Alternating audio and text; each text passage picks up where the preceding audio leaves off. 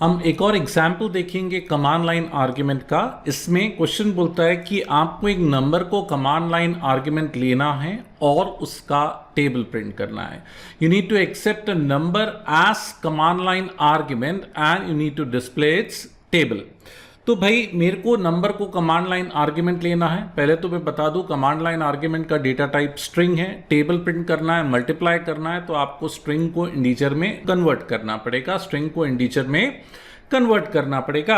अब इस प्रोग्राम में मैं क्या चाहता हूं, एक ही आर्ग्यूमेंट हो, ना एक से कम ना एक से ज्यादा। I want to restrict the command line arguments to 1। Neither it should be less than 1 nor it should be more than 1। तो भाई अगर कोई लिखता है जावा टेबल 5, मैंने बोला अगर कोई लिखता है जावा टेबल 5, यहां पे देखिए args की लेंथ कितनी है 1। args की लेंथ कितनी है 1। तो अगर args की लेंथ 1 है तो मेरे को उसका टेबल प्रिंट करना है।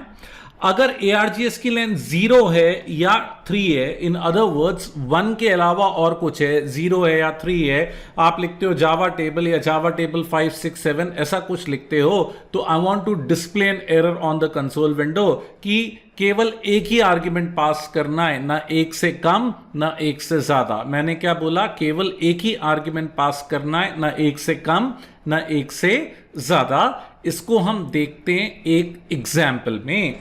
तो भाई मैंने क्या किया, एक सिंपल सा क्लास बना ली है टेबल करके।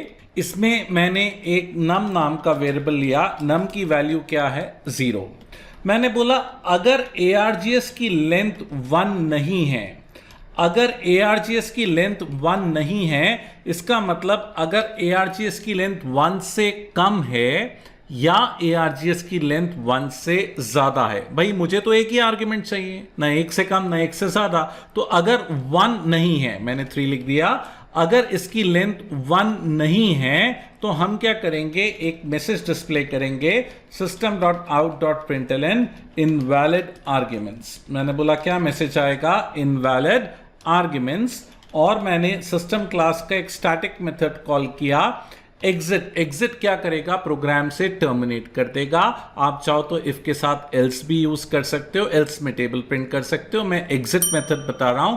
एग्जिट एक स्टैटिक मेथड है, सिस्टम क्लास से आता है, इससे एप्लीकेशन टर्मिनेट हो जाता है।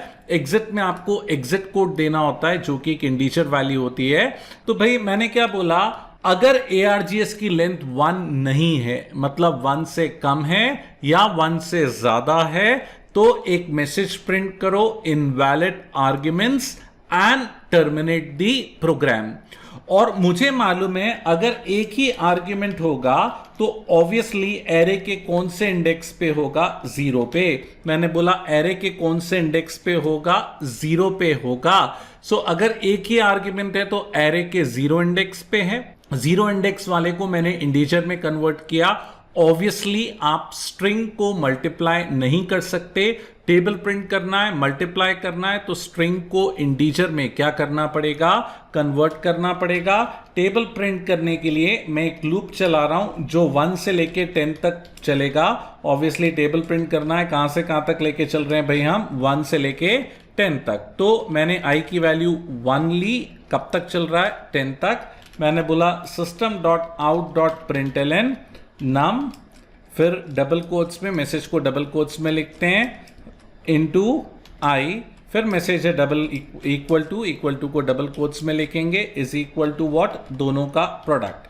तो लूप चलेगा 1 से लेके 10 तक और वो क्या करेगा, टेबल प्रिंट करेगा। लेकिन कंडीशन क्या है, टेबल तब प्रिंट होगा जब एक ही आर्ग्यूमेंट है, उसको इंटीजर में कन्वर्ट करके मैंने क्या प्रिंट किया, टेबल। तो देखिए भाई हम इसको कंपाइल और इंटरप्रेट करके देखते हैं। हम इसको कंपाइल और इंटरप्रेट करके देखते हैं। सॉरी मैंने यहाँ पे सेमीकोलन नहीं लगाया।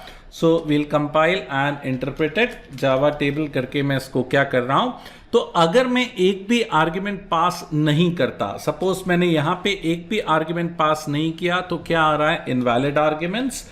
और अगर मैंने 3 आर्ग्यूमेंट्स पास किए तो भी ये बोलेगा इनवैलिड आर्ग्यूमेंट्स, क्योंकि केवल एक आर्ग्यूमेंट चाहिए, ना एक से कम ना एक से ज्यादा। और अगर एक ही आर्ग्यूमेंट है तो उसका क्या प्रिंट कर रहा है, टेबल प्रिंट कर रहा है। एक ही आर्ग्यूमेंट है तो उसका क्या कर रहा है, टेबल प्रिंट कर रहा है। तो इस एग्जाम्पल में the focus was how to make command line arguments as compulsory. तो यहाँ पे मैंने एक कंपल्सन रखा है कि कमांड लाइन आर्ग्यूमेंट एक होना चाहिए, ना एक से कम ना एक से ज्यादा।